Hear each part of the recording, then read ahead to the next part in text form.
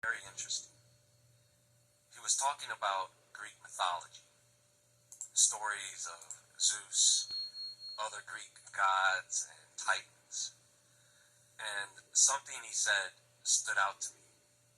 He mentioned there being two different time periods when giants roamed the earth before the time of the biblical Great Flood. And when he said that, I immediately thought of Genesis 6:4. There were giants in the earth in those days, and also after that, when the sons of God came in unto the daughters of men, and they bare children to them. The same became mighty men which were of old, men of renown. From that verse, we can determine that there is indeed the implication of two time periods when giants existed. Except this verse makes absolutely no reference to the flood. It doesn't say after the flood, it just says after that. Look at the wording of the verse. There were giants in the earth in those days. And when the word "and" is used, it usually is meant to separate one thing from another, almost like starting a new paragraph. So this could be interpreted as there were already giants on the earth in those days, and then when the sons of man came into the daughters of men, they bare children, and then there were more giants.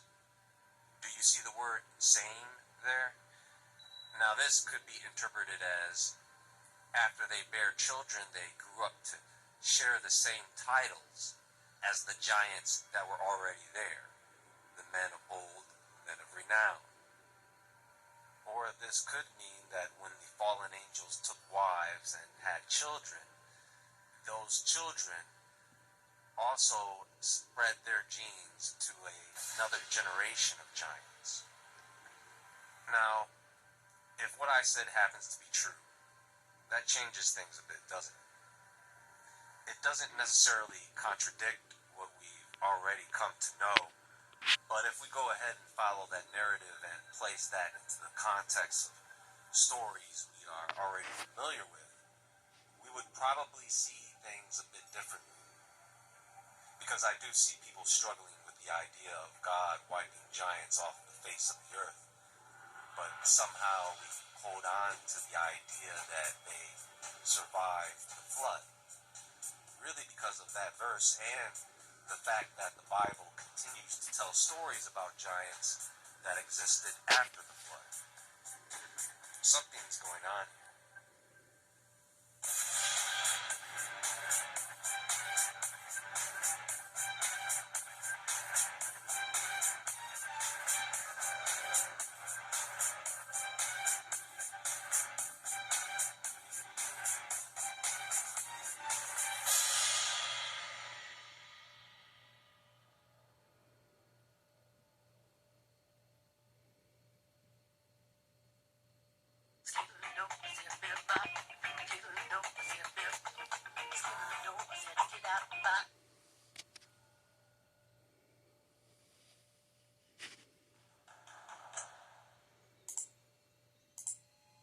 So, I want to describe the Titanomachy, the war between the Titans and the Olympians.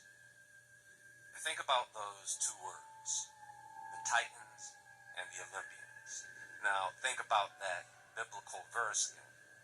In that verse, there are the Nephilim, or the giants, and the men of renown.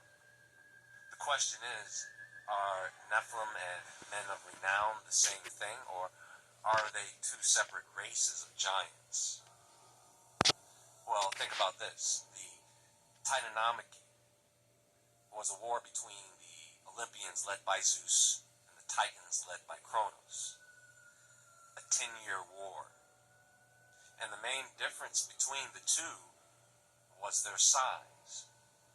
The Titans were second-generation deities that were massive, gigantic, while the Olympians, who were third-generation deities, were smaller giants, but they outnumbered the Titans, so they won the war. Now understand that according to their family lineage, the Titans gave birth to the Olympians. So far this story sounds very familiar already, right? The story of the Titans is Gaia, the earth, gave birth to Uranus. And when Uranus was old enough, he slept with Gaia, his mother, and they gave birth to the Titans, Hecatoncheires, and the Cyclops. So according to this, Uranus came from the earth, and then later somehow they came back together to form life in the form of monstrous creatures. Got it. Which means that the first giants were earthlings. Now, according to myth, Uranus feared the power of his children and imprisoned them within Gaia's womb. Giants in the earth. Gaia plotted with her son Kronos to overthrow Uranus. Kronos castrated his father Uranus, and from the blood that spilled onto Gaia, Furies, the giants, and the Melii, nymphs of the ash tree, were born. After overthrowing Uranus, Kronos became the ruler of the Titans, but Kronos learned from Gaia and Uranus that he would be overthrown by his own children. To prevent this, Kronos swallowed each of his children immediately after they were born.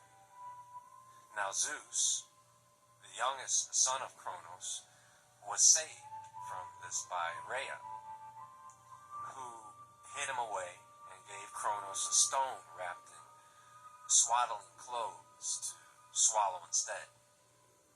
When Zeus grew up, he waged war against Kronos and the Titans.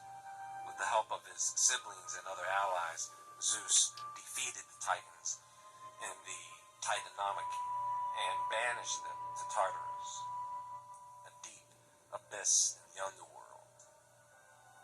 After their victory, Zeus and his siblings, who became known as the Olympian gods, assumed control of the cosmos and ruled from Mount Olympus, ushering in a new era of mythology.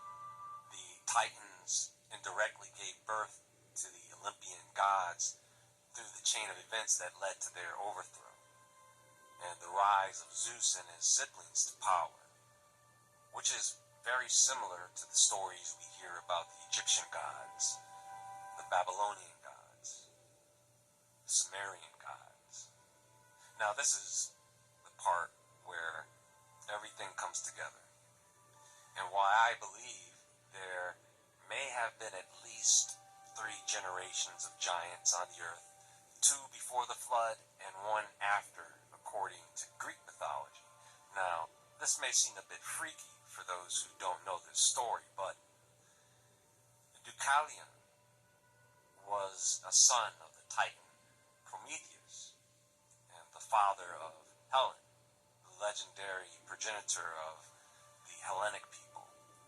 Now, Zeus became angered by the moral corruption and wickedness of humanity during the Bronze Age, and in response, Zeus decided to flood the earth to cleanse it of humanity's sins. But he spared Deucalion and his wife, Pyrrha, because of their virtue and piety. Now get this, he would have used his power of lightning, but he knew that there would come another time in the future when the world would be struck by fire. So, he decided to use floodwaters instead. Zeus instructed Deucalion to build a large wooden chest or ark and to take refuge inside it with his wife.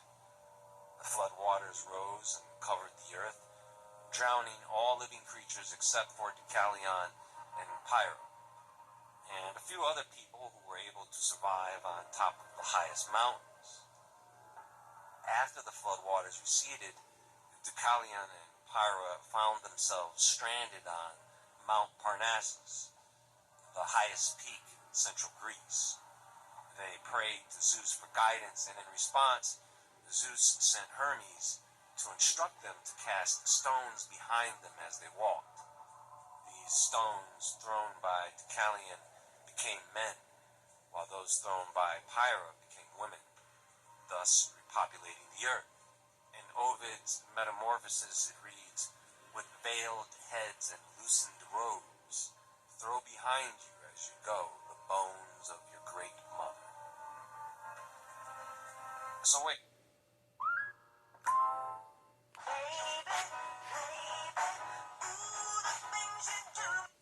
Bones of your great mother. So wait a second.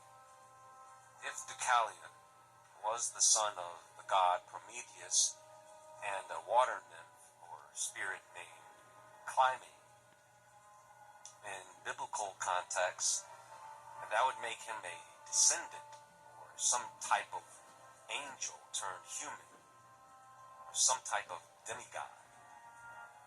Fortunately, the book of Enoch clears that up. In Enoch 1 it reads, "And his, Noah's body, was white like snow, and red like a flower of a rose, and the hair of his head was white like wool, and his eyes were beautiful. And when he opened his eyes, he made the whole house bright like the sun, so that the whole house was exceptionally bright. And when he was taken from the hand of the midwife, he opened his mouth and spoke to the Lord of righteousness. And his father Lamech was afraid of him, and fled and went to his father Methuselah. And he said to him, I have begotten a strange son. He is not like a man, but is like the children of angels of heaven, a very different type, and not like us." So Methuselah goes to Enoch with this news, and in Enoch 1 it continues to read, "A child has been born to my son Lamech, whose form and type are not like the type of man. And his father Lamech was afraid and fled to me. And he does not believe that he is sprung from him, but thinks him to be from the angels of heaven."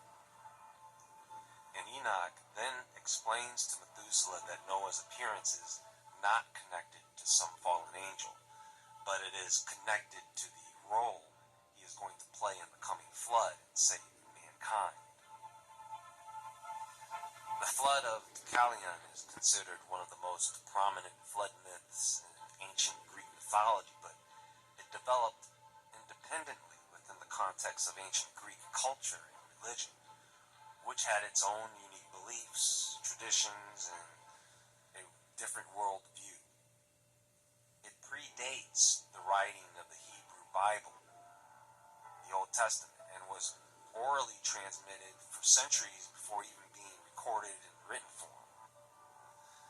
The two traditions have distinct religious frameworks, cosmologies, and ethical teachings altogether that reflect the values and beliefs of their society. So it seems that most ancient civilizations knew that a great flood was just a part of world history, which is what you should expect if it did happen. And yes, you would expect every culture to have that in their historical narrative. And you should also expect there to be variations of the story, especially before the flood. So, let me know what you guys think in the comments below. Do you think there were two generations of giants before the flood, and then a final, smaller generation of giants after the flood? Let me know what information you guys are aware of. And that's all for now. Stay tuned because there is always more to come. Everyone have a great day, and as always, stay awake, stay aware, stay safe, and I'll talk to you all soon.